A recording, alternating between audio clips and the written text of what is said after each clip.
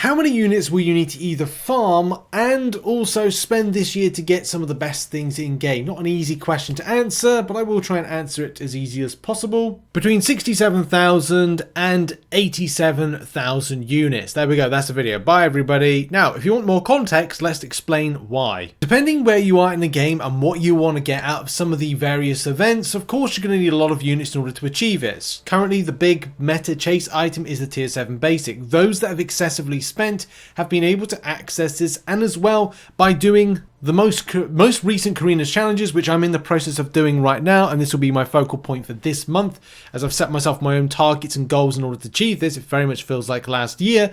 Getting a tier 7 basic is the chase meta item, and I predict that we are going to see this being a very key element to the next progression, which is likely to be towards, say, a big spending deal. If I was to do any guesswork, I think that Kabam will have something in place where you either have to have one 7-star at rank 4 in order to get yourself the next progression that will come in close to July. Why do I think it's going to be July? Well, it'd be very ridiculous for Kabam to flood the game with a load of 7 stars at rank 4. Oh wait, they allow people the opportunity to do it at a high spending element. But this for Valiant players will probably be the big depreciation item of the year. Currently it's working at about 20 to 30,000 for, or 10 to 30,000. It's difficult to get an actual price around it as to how much its tier 7 basic is worth.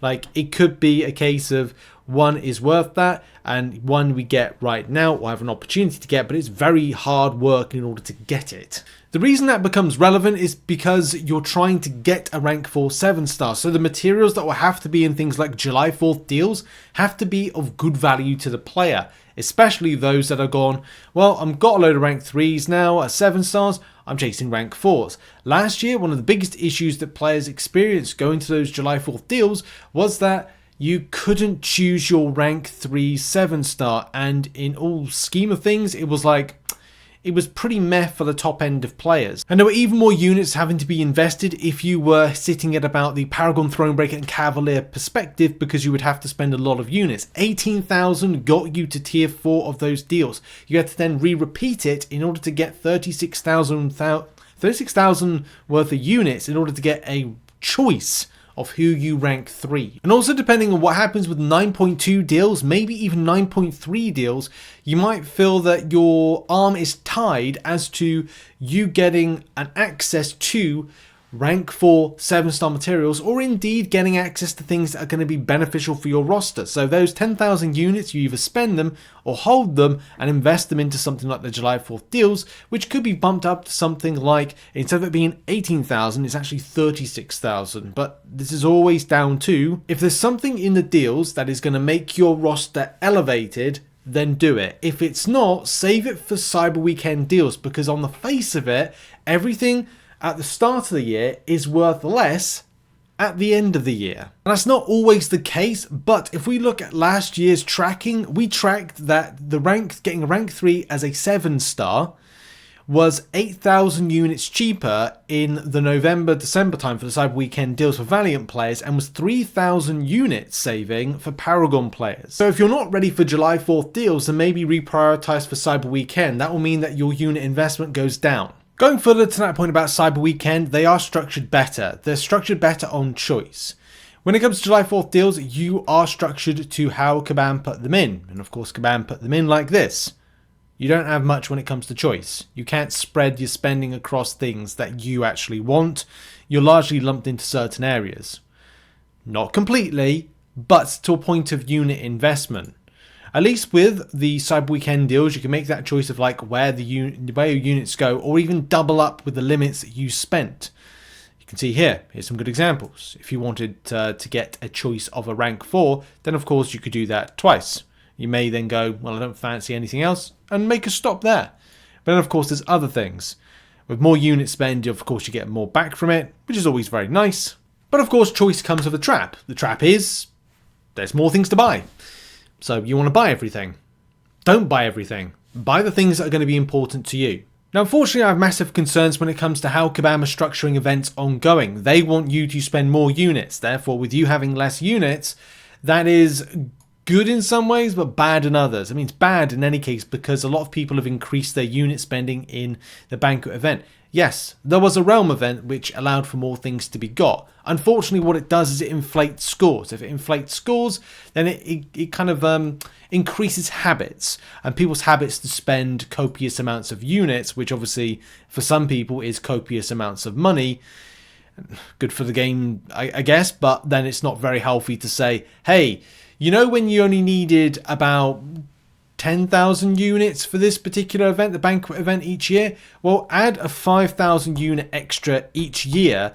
Otherwise, you will not be getting what your rank is. And if you want to get certain ranks, these are the results, by the way, of 2024's one, then you'll have to spend up to 24,600 units, maybe add a further 5,000 to 10,000 more units to get a really decent rank from it. But whatever you want to get out of these events this year, make a decision of how many units you're going to set out for them, or money that you want to set out for them, because it's like saying an extra 10,000 units is 3 Odins if you buy them from the web store and get the bonuses. So are you happy to spend an extra $300 this year for something like the banquet event, an extra $300 on what is the Cyber Weekend, an extra $300 for that? And of course, for free-to-play players, unit farming is going to be so darn important. I'm even now planning, I'm not doing it now, but I'm doing it from February when I've done all my, fingers crossed, done all my Karina's challenges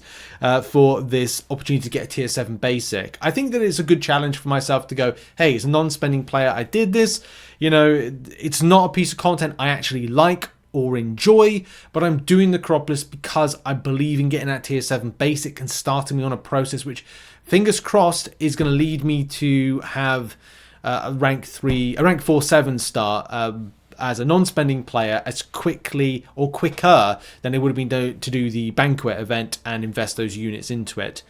So yes, I want to say that I accomplished something. So my final thoughts and final number is increased. I would say, depending on what command want to pitch for the banquet event this year and the access to a deal, it doesn't have to be a 9.2 deal. It could be lower progressions trying to grab deals elsewhere. Maybe an event like a Mega Days will come about where you've got to spend units on crystals to then get more points from the particular event. Maybe they'll do something like that. If they do something like that, then of course that 10,000 maybe has to be increased to 20,000, or it's just 10,000 flat. Either way, you're looking at most of the units you farm this year or spend money on upwards of 77,600 units, providing that you spend a little bit less in July 4th deals, which I do recommend spending a little bit less, unless there's tier 7 basics in it and stuff that's going to be of super value, or it's going to get you up in progression if you're a lower progression type player. Because I don't see Kabam flooding the game with tier 5 alpha, which, let's face it, only a few people have seen that you'll need access to that. Tier 7 basics, I think Kabam will put out this year, but I don't know if the extent of value or amount, will it be half of a tier 7 basic? I mean, that's a full one, but that requires a lot of work to do. That's a lot on the Acropolis to do, by the way, to get that done.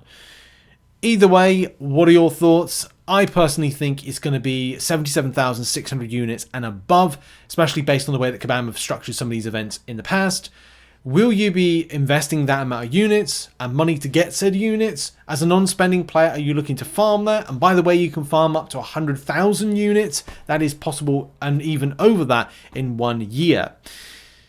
It's going to be a spicy, stressful year of grabbing some of these resources, but that should be answering the question of how many units you'll likely need to actually make a difference, whether you're free to play or spending.